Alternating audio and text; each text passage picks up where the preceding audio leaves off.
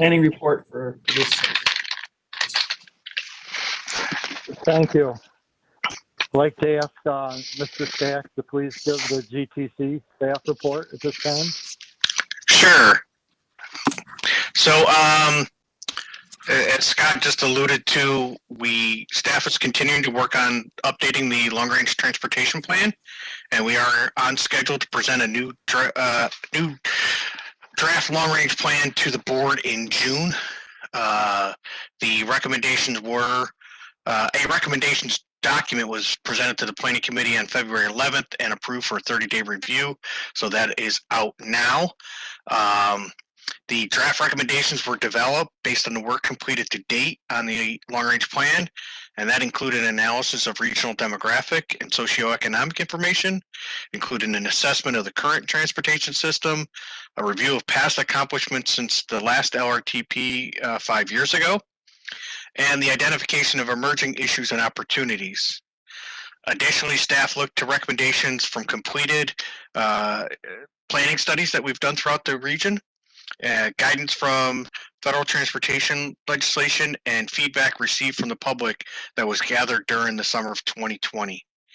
And as in years past, GTC, our long-range plan is a policy-based plan intended to guide investment decisions over the next 20 years.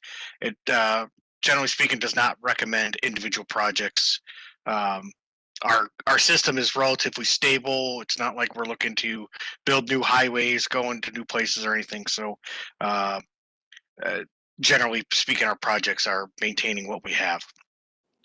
So of the 78 recommendations, they're grouped into 5 categories: health and safety, access and equity, system management and maintenance, sustainability and resilience, and economic development. So some recommendations might support more than one, but in general, we were able to categorize them such that our reference to them is easier. And the staff did make a concerted effort to standardize the presentation of the recommendations. On the screen now, you'll see the graphic of how we're doing them. This is an example from the economic development category, and you'll notice that each recommendation it's laid out with a similar framework. There's a brief name, in this case, freight corridor reliability, and an identifier, ED1, which is economic development, first recommendation. Now the number doesn't convey any importance or anything. It just is a way to distinguish between. Next to each short description, the identifier, we have a description that talks about the how of the recommendation. And then next to that, the importance of the recommendations, which is really asking why.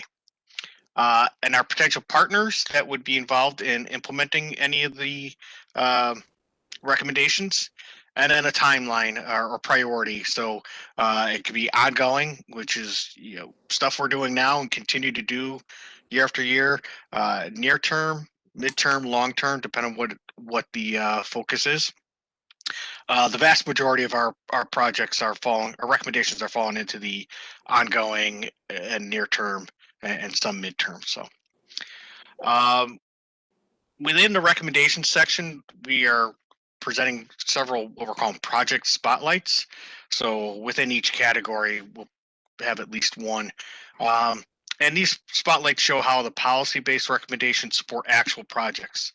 On the graphic on screen, you'll see that this spotlight, it shows how the long-range plan complements the efforts of the New York Upstate Revitalization Initiative and the work of the Finger Lakes Regional Economic Development Council, along with our regional partners in the city of Rochester, Monroe County, Genesee County, and other partners across the region.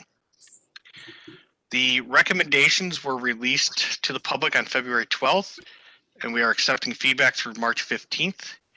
We held our first virtual open house earlier this week on February 23rd, and we will be holding another one on March 2nd. We've made a concerted effort to offer a variety of ways for the feedback, for the public to get information and share their feedback. we're fortunate several articles have already been published in news publications. We were happy to catch some stories, and one caller on Tuesday's open house said they saw it in the West Side News, and we're, the timing was great. They were able to call in and share some concerns. In an effort to expand our reach and try to get to audiences that are not traditionally well represented in the planning process, we have taken out a paid advertising in today's special Black History issue of the Minority Reporter. Minority Reporter is a weekly publication in Rochester. It's focused on the Black community, so we're hoping to spread the word. We have investigated their companion publication, La Voz, which is focused on the Hispanic community. Unfortunately, that's a monthly publication and it won't hit our right cycle, so we're going to try to work with other partners like the Ibero Action League to try to get some outreach to the Hispanic community as well. Moving on to our upcoming FTA, Federal Transit Administration / Federal Highway Administration Joint Certification Review. I previously reported to this board that every 4 years, GTC is subject to this certification review. It takes a look at our planning process to ensure we are meeting federal requirements.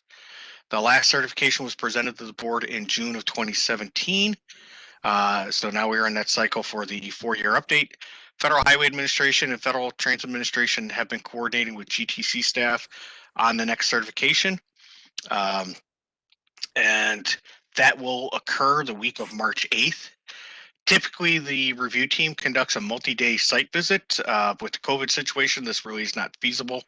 So as an alternative, we've scheduled the site visit to happen remotely. That'll be on March 9th, 10th, and 11th. We're gonna have to work out some bugs because our intention was to use the same platforms we typically use for these meetings for our site visits. Fortunately, they're not live streamed to the public, so I think we'll be okay with the WebEx platform. But as part of the process, we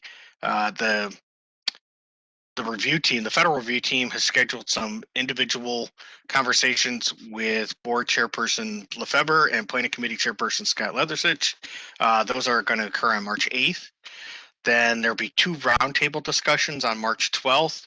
The first will be open to any board, planning committee members, or alternates. We'll set a WebEx invitation to everyone with the hope that people can join if they're available, just to share their perspectives and let the federal review team know your experience with GTC. And the second roundtable will be open to the general public and various stakeholders groups that we work with. So we're doing some outreach to them and various advocacy groups. Hopefully they can join us at that open house and again share their perspectives with the federal team. And like I said, those will be happening on March 12th. That concludes my update. Is there any questions? I'll be glad to answer.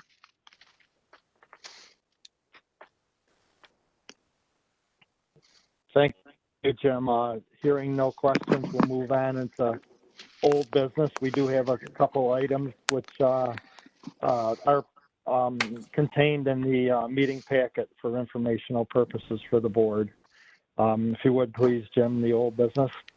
Sure. So our continuing trying to continue to keep you all in the loop on what's happening in the federal legislative funding up cycles. So Congress and the Trump administration came to an agreement on all the federal fiscal year 2021 appropriations bills, and President Trump did sign them into law on December 27th. The appropriations fully fund the federal government operations through September 30th of this year. And then of note to this group, the appropriations include $1 billion for the better utilizing investments to leverage development, or the build grants that provide funds for large projects that support economic development. There's also $2 billion of general funds that have been incorporated as a supplement for highway programs of this 2 billion, 1.08 billion is specifically for bridge replacement and rehabilitations, and that will be partitioned to states based on the percent of deck area that's in poor condition. Each state will receive a minimum of $6 million and a maximum of $60 million. There is $506 million coming from general funds to support transit programs. And from this package, New York State will be receiving just under $63 million from the appropriations supplement. And the sub-allocations that are dedicated to bridges is about $36 million. Areas with population under 5,000 has a set aside. Area population between 5,000 and 200,000 have a set aside. And then urbanized areas over 200,000 population, like the Rochester urbanized area, have a set aside. Then the remaining funds can be used anywhere in the state. Out of this apportionment for the Rochester urbanized area, funding that has to be spent in the large urban area, we're expecting $555,666. So they get right down to the dollar in the Federal Register tables. So in addition to the appropriations, the legislation includes the coronavirus relief supplemental. And of note for transportation, this includes $10 billion for states, which will be treated like the Surface Transportation Block Group, except that instead of being 80% federal, they'll be 100% federal. New York State will receive about $417 million from this pot. And again, there's sub-allocations dedicated to urbanized areas over 200,000 population. And then the remaining funds can be used anywhere in the state. On a national level, about 15% of the funds are allocated to large urban areas, but New York sub-allocation is closer to 20%. So for the Rochester urbanized area, we're expecting about $3.9 million from this coronavirus relief supplement.